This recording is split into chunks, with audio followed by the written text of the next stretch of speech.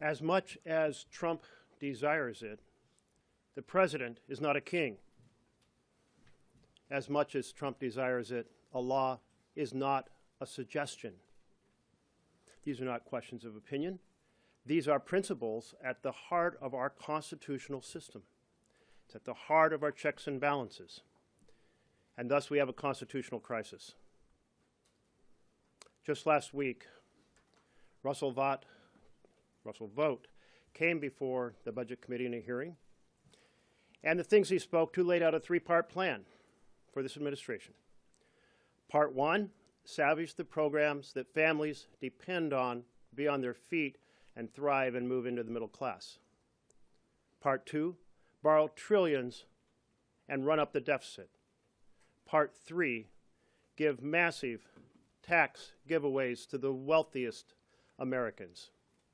What we saw last night was a huge implementation of part one, the attack on families across this country.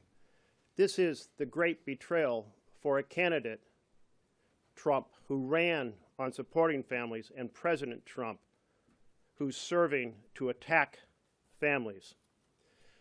Now, Russell Vogt refused to answer many questions about his plan, particularly to say he would not use the illegal impoundment strategy.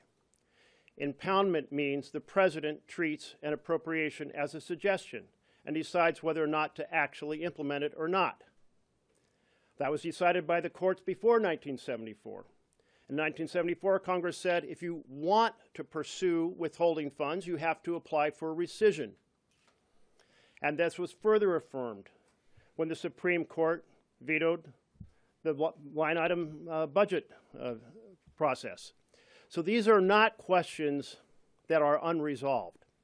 This is why the budget Dems are going to call upon the postponement, 2-week postponement of Mr.